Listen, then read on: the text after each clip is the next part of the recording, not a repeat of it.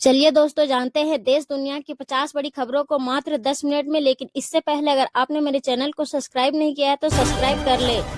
बांग्लादेश में शेख हसीना सरकार के तख्तापलट के बाद गठित मोहम्मद यूनुस सरकार के मंत्रियों की संपत्ति में उछाल आया है। सरकार के मुखिया यूनुस की संपत्ति में एक साल में लगभग 11% की बढ़ोतरी हुई है। यूनुस की संपत्ति अब कुल 12.5 लाख रुपए हो गई है। इसमें लगभग 1,30,00,000 रुपए का उछाल आया है। अंतरिम सरकार के टॉप 4 मंत्रियों में सबसे ज्यादा संपत्ति की वृद्धि यूनुस की हुई है।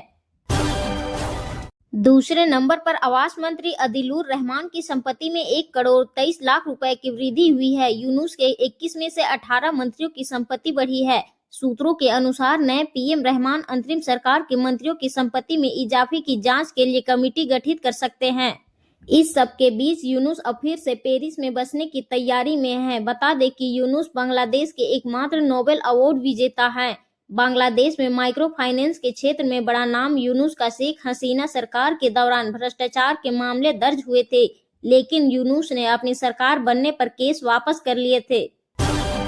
ईरान के विदेश मंत्री अब्बास अरागची रविवार को जेनेवा स्विट्जरलैंड पहुंचे, जहां मंगलवार को अमेरिका के साथ अप्रत्यक्ष परमाणु वार्ता का दूसरा दौर होना है। वे ईरान की टीम का नेतृत्व करेंगे। ओमान इस वार्ता में मध्यस्थ की भूमिका निभा रहा है। ईरानी विदेश मंत्रालय ने कहा कि आरागाची एक कूटनीतिक और तकनीकी प्रतिनिधिमंडल के साथ रवाना हुए।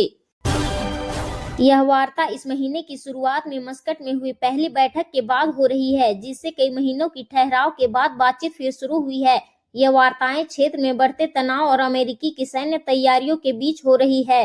वार्ता में ईरान के यूरेनियम इनरिचमेंट की सीमा निगरानी व्यवस्था और अमेरिकी प्रतिबंधों में राहत जैसे मुद्दों पर चर्चा होने की उम्मीद है। आरागाची जेनेवा में स्विस और ओमानी अधिकारियों से मिलेंगे।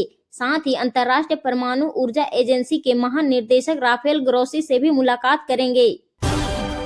ईरान का कहना है कि वह एक नया परमाणु समझौता चाहता है जो दोनों पक्षों को आर्थिक फायदे दे। यह वार्ताएं 2025 के मध्य में हुए 12 दिनों के संघर्ष के बाद हो रही है, जिसमें अमेरिका ने ईरानी परमाणु स्थानों पर बमबारी की थी। पिछले साल ईरान और इजराइल के बीच हुए संघर्ष के बाद बातचीत रुक गई थी। ईरान के पास अब काफी मात्रा में उच्च सर्वाधिक यूरेनियम जमा है, जिससे अंतर्राष्ट्रीय चिंता बढ़ी है। ईरान कहता है कि उसका परमाणु कार्यक्रम शांतिपूर्ण हो। दूसरी ओर अमेरिका ने मिडिल ईस्ट में अपनी सैन्य मौजूदगी बढ़ा दी है। 2 विमान वाहक पोत यूएसएस अब्राहम लिंकन और यूएसएस गिराल्ड और फोर्ड तैनात किए गए हैं। राष्ट्रपति डोनाल्ड ट्रंप ने चेतावनी दी है कि अगर बातचीत से समझौता नहीं हुआ तो ताकत का इस्तेमाल करना पड़ेगा। बलूच लिबरेशन आर्मी बीएलए ने रविवार को दावा किया कि उसने 17 पाकिस्तानी सैनिकों को हिरासत में लिया है। इनमें से 10 को छोड़ दिया गया है, जबकि बाकी 7 को कैद कर लिया गया है।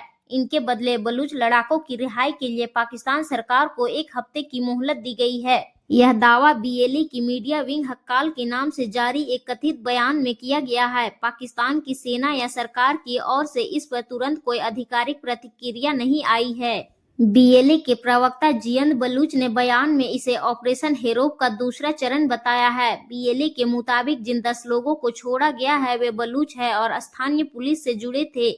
बयान में कहा गया कि उन्हें चेतावनी देकर रिहा किया गया है। रक्षा मंत्री राजनाथ सिंह ने कहा कि भारतीय सेना भगवान शिव से प्रेरणा लेती है। उन्होंने कहा कि जैसे भगवान शिव सुरक्षा और विनाश दोनों के प्रतीक है, वैसे ही आज हमारी सेनाएं निडरता और धैर्य दोनों रखती है।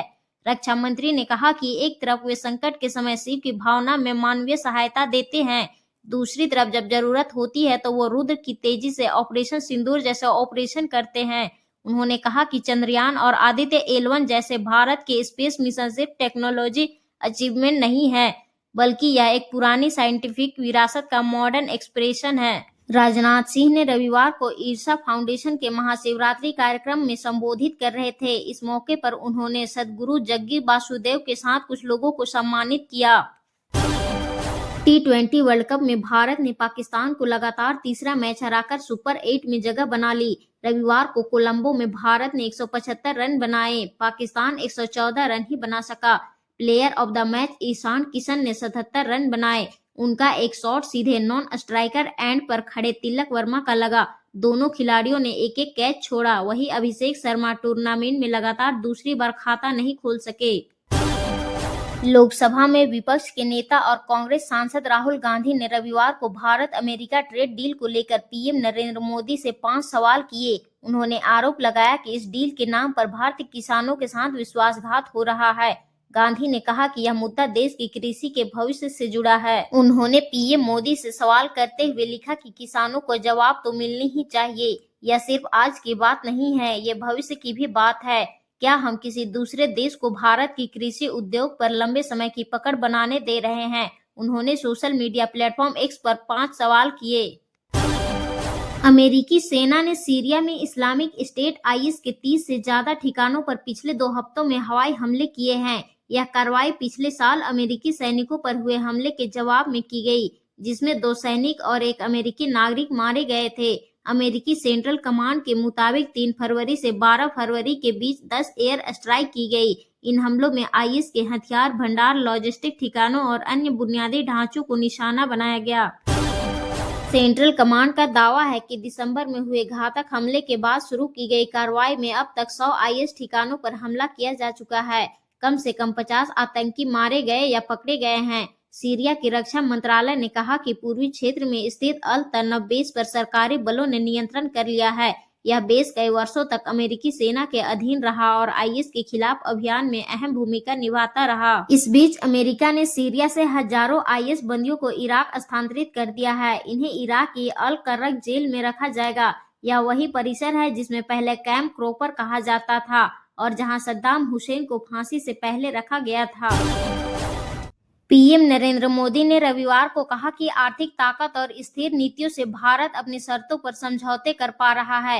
भारत 38 देशों के साथ फ्री ट्रेड एग्रीमेंट पर काम कर रहा है। एफटीए से टेक्सटाइल, लेदर और एमएसएमईएस को नए बाजार और ज्यादा निर्यात के मौके मिलेंगे। न्यूज एजेंसी पीटीआई को दिए इंटरव्यू में मोदी ने कहा कि इस साल का बजट देश की विकसित भारत बनने के लक्ष्य को दिखाता है।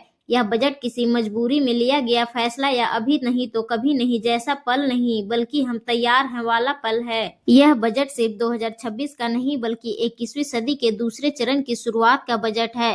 जैसे 1920 के दशक के फैसलों ने 1947 की आजादी की नींव रखी, वैसे ही आज के फैसले 2047 के विकसित भारत की नींव रखेंगे। मोदी ने यूपीए के समय के आर्थिक मिसमैनेजमेंट की आलोचना की। उन्होंने कहा कि यूपीए राज में बातचीत शुरू होती थी और फिर टूट जाती थी। लंबी बातचीत के बावजूद कोई खास नतीजा नहीं निकला।